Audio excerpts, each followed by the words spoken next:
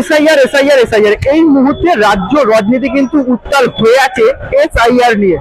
যেমনটা দেখা যাচ্ছে একদিকে যেমন ইলেকশন কমিশন তারা যেমন এসআইআর নিয়ে ব্যস্ত হয়ে উঠেছে, অন্যদিকে তৃণমূল থেকে শুরু করে সিপিএম বিজেপি তারাও কিন্তু ব্যস্ত হয়ে উঠেছে এই মুহূর্তে যে নির্ভুল ভাবে এসআইআর প্রক্রিয়াটাকে করার জন্য।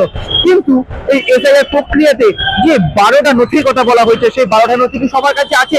তো এই নথিগুলো নিয়ে সাধারণ মানুষ কি বলছে, যারা 2002 সালে ভোটার নয় তারা কিভাবে করবে, তারা কি বলছে, আজকে সেগুলোই আপনাদের সঙ্গে তুলে ধরবো। এসআইআর শুরু হয়ে গেছে, সেখানে দাঁড়িয়ে আপনি একজন সাধারণ নাগরিক হিসেবে কি করে দেখছেন বিষয়টা? কারণ একাধিক প্রশ্ন উঠে আসছে, ওটা নিয়ে আতঙ্কের একটা প্রশ্ন উঠে আসছে, কিভাবে দেখছেন আপনি বিষয়টা? এসআইআর তো খুব স্বাভাবিক বিষয় একটা। যদি স্বচ্ছভাবে এসআইআর হয়, যারা এখানে অন্যায্যভাবে আমাদের রাজ্যে ঢুকে আছে তারা বেরিয়ে যাবে, খুব সাধারণ ব্যাপার। আর অনৈতিক কিছু যেন না হয়, যারা অরিজিনাল ভোটার তাদের যেন নাম না বাদ যায়, তাদের নামটা থাকা জরুরি, অরিজিনাল ভোটার যেন বাদ না যায়, এটা হচ্ছে বিষয়। আর অনৈতিক ভাবে যারা আছে তারা চলে যাবে রাজ্যের বাইরে। পাশাপাশি যেটা দেখা যাচ্ছে যে একটা প্রশ্ন উঠে যাচ্ছে যে ভোটার লিস্টে যে নাম, সেখানে দাঁড়িয়ে যে বিএলওরা যাবেন তাদের একটা আতঙ্কের সৃষ্টি হচ্ছে, সেই বিষয়টা কিভাবে দেখছেন? কোনোভাবে কি তাদেরও কি আতঙ্ক হওয়ার বিষয় আছে? বিএলও তো অনেক চেঞ্জ হয়েছে, বিভিন্ন জায়গায় তো রিসাফেল হচ্ছে, রিসাফেল হয়ে নতুন ভাবে নতুন লোক আসছে, সেখানে নিশ্চয়ই ভালো কাজ হবে, এটা আশা রাখবো। কারণ মৃত ভোটারের নাম যেন না থাকে, মৃত ভোটার ভোট যেন না দেয়, এটা অবশ্যই বলবো। বা যাদের নাম পরিবর্তন হয়ে গেছে, হয়তো কোনো মেয়ে বিয়ে হয়ে গিয়েছে, এখানে ছিল, এখন তার নামটা এখনো চেঞ্জ করা হয়নি, তাই বলে তার নাম কেটে দেবো, এটা তো হয় না। সবকিছু যা করছে কেন্দ্রীয় সরকার সবকিছু ঠিকঠাক করছে না। আমার তো মনে হয় এটা খুব ভালো, ভালোর জন্য এটা খুব ভালো হবে, মানুষের জন্য এটা খুব ভালো এসআইআরটা। বলছি, আপনি 2002 সালে ভোট দিয়েছিলেন? আমি দিইনি, আমার বাড়ির লোক দিয়েছে। একটা কথা বলা হচ্ছে, যাদের নাম নেই তাদেরকে ছাড় করে দেওয়া হবে, আতঙ্কের কথা বলা হচ্ছে, কোনোভাবে কি সত্যি আতঙ্কের? এটা তো গুজব আমার লাগছে, এটা তো গুজব, এটা তো কোনো মানে সমস্যা হবে বলে আমার মনে হয় না। এই রাজ্যের জন্য তাহলে 26শে ভোটের আগে এসআইআরটা গুরুত্বপূর্ণ হয়ে দাঁড়াচ্ছে বলছে। হ্যাঁ, এটা তো মানে সম্ভবত এটা হতে পারে। বলছি দাদা, এসআইআর শুরু হচ্ছে, এ রাজ্যেও শুরু হচ্ছে এবং বাকি 12টা রাজ্য হচ্ছে, এ রাজ্যও হচ্ছে। একজন সাধারণ নাগরিক হিসেবে আপনি বিষয়টা কিভাবে নিচ্ছেন? আমি চাইছি এসআইআর হোক এবং এসআইআর সাকসেসফুলি হোক।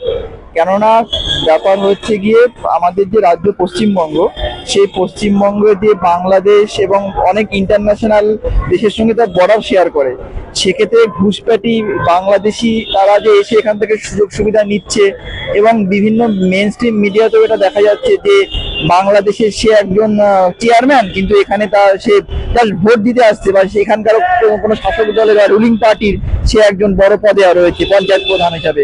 এগুলো শনাক্ত অলরেডি হয়েছে। এই এই এই কারণের জন্য আমি মনে করি এসআইআরটা ক্লিয়ারলি হোক, সুষ্ঠুভাবে হোক, তাতে দুধ কা দুধ পানি কা পানি হয়ে যাবে। স্বচ্ছতা, পশ্চিমবঙ্গ স্বচ্ছতার জন্য তাহলে এসআইআর দরকার বলছে? অবশ্যই। আচ্ছা, একটা প্রশ্ন, আপনি কি 2002 সালে ভোটার ছিলেন? না, আমি ছিলাম, ওখানে 10 বছর বয়স, আমি তখন ক্লাস। এখন আপনি তো ভোটার, বা আপনার এখন অনুভূতি? অনেক জায়গায় বলা হচ্ছে যে বার করে দেওয়া হবে, আতঙ্ক ছড়ানো সৃষ্টি হচ্ছে, আপনার কি মনে হয়? আপনি তো সেটা ছিলেন না, সেক্ষেত্রে দাঁড়িয়ে এখন কি মনে হয় আতঙ্কের সত্যি? না, দাদার আতঙ্কের কোনো মানে আতঙ্কিত হওয়ার কিছুই নেই। 2002 এর লিস্ট থাকলে বা তার আগে থাকলে তো হয়ে যাবে, কাজে সেক্ষেত্রে আতঙ্কিত হওয়ার যারা এখানকার অরিজিনাল নাগরিক তাদের আতঙ্কিত হওয়ার কোনো কারণ নেই।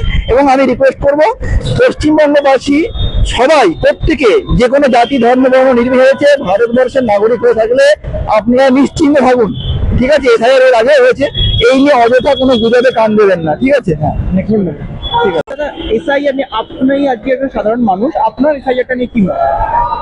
আমার একটা মত হচ্ছে যে প্রথম আমি ফার্স্ট যে জিনিসটা আমি বলবো, যেটা আমি প্রথম হচ্ছে এই ভারতবর্ষের নাগরিক, ঠিক আছে?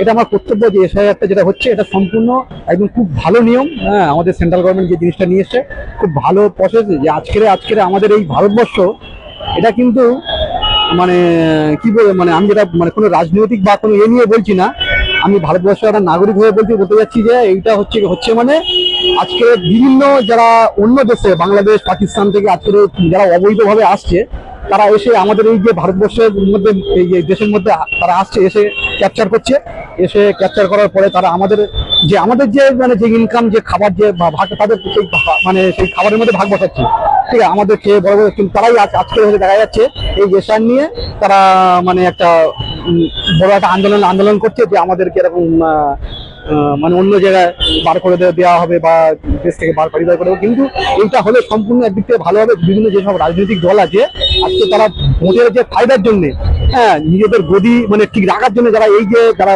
মানে কুসংস্কার যে মানুষের মধ্যে ছড়াচ্ছে যে এরকম এসআই হলে ভারত থেকে বার করে দেবে, কিন্তু এটা সম্পূর্ণ ভুল ধারণা। কিন্তু এটা হলে মানুষের উপকৃত হবে, সাধারণ মানুষ জানে না যে আজকে ভারতবর্ষের আমাদের যে ইকোনমিক আছে এইটার মধ্যে কতটা যে মানে এফেক্ট করছে সেটা কিন্তু সাধারণ মানুষ কিন্তু এখন জানে না। কিন্তু আজকে যারা বিভিন্ন যেসব রাজনৈতিক দল আছে তারা ফায়দার জন্য যে জিনিসটা মানে মিথ্যে যে রটাচ্ছে, কিন্তু সম্পূর্ণ এটা মানে ভুল ধারণা। আমি মনে করি এটা হলে খুব ভালো হবে আমাদের ভারতবাসীর জন্য, হ্যাঁ, খুব ভালো হবে। আমাদের দেশের অর্থনীতিও ভালো হবে, ঠিক আছে। আচ্ছা, কোনোভাবে বাংলাদেশ সীমান্তটা পশ্চিমবঙ্গের একদম কাছে বলে কি আজকে পশ্চিমবঙ্গের জন্য? হ্যাঁ, অবশ্যই। আজকের বাংলাদেশ আর আমাদের পশ্চিমবঙ্গ যে রাজ্য আছে, যে আমাদের যে মানে বর্ডার আছে না, বর্ডারটা যে অনুযায়ী সবচেয়ে দেখা যাচ্ছে পশ্চিমবঙ্গ রাজ্যের মধ্যে যে 4000 মানে কত মানে বর্গ কিলোমিটার যে বর্ডারের যে ডিস্টেন্স আছে তার মধ্যে দেখা যাচ্ছে সেই বর্ডারটা মানে এমনি কিছুটা জায়গা ধর 2000 মতন মানে কিলোমিটার মতন সেই বর্ডার খোলা আছে, ঠিক আছে। সেখান থেকে অনুপ্রবেশকারীরা তারা বিভিন্ন ছলে বলে কৌশলে তারা আসছে, রাজনৈতিক দল বা আমাদের তারা যারা আছে তাদের মাধ্যমে যারা বিভিন্ন ব্যবসা করার জন্য বা এই সম্বন্ধে যারা আসছে, এসে এখানে আসছে, এসে নিজেদের মতন বা কিছুদিন থাকলো, থাকার পরে এটা তার মানে বাবার রাজত্বের মতন মানে করে নিল, বুঝে নিল। কিন্তু এটা হিন্দু মুসলিম বলে এই জিনিসটা নয়। আগে দেখতে এশিয়ার হচ্ছে মানে যারা ভারতীয় মুসলিম আছে, যারা এই মাটিতে বড় হয়েছে, তাদের কোনো ভয় নেই, তারা এই মানে দেশে আছে, দেশে থাকবে। কিন্তু যারা অনুপ্রবেশকারী আছে তাদেরকে মানে এই বাংলাদেশে বিতাড়িত করা হবে, এই ভারতবর্ষের দেশ থেকে বিতাড়িত করা হবে। এটার জন্য আমি 100% সাপোর্টার। এই মুহূর্তে ঠিক দাঁড়িয়ে আছি শিয়ালদা স্টেশনে। তাহলে এইখানে বলা যেতে পারে অর্থাৎ শিয়ালদা স্টেশনে মূলত বিভিন্ন জায়গার মানুষ এসে উপস্থিত হন, এবং সব থেকে যেটা বিষয় যে 12টা নথির কথা বলা হচ্ছে, সেই 12টা নথি নিয়ে মানুষরা যথেষ্ট পরিমাণে আশাবাদী, এবং তাদের তরফ থেকে বলা হচ্ছে যে কোনো ভয়ের বিষয় নয় এই এসআইআর, বা এই এসআইআর শুরুর পরে বলা যাবে যে কি হতে চলেছে, বা 26-এর ভোটের জন্য যে একটা গুরুত্বপূর্ণ হতে চলেছে, যে প্রত্যেকটা সাধারণ মানুষের কাছ থেকে পরিষ্কার ভাবে বোঝা যাচ্ছে। শিয়ালদা স্টেশন থেকে সায়ন চক্রবর্তীর রিপোর্ট, ভিশন প্লাস নিউজ।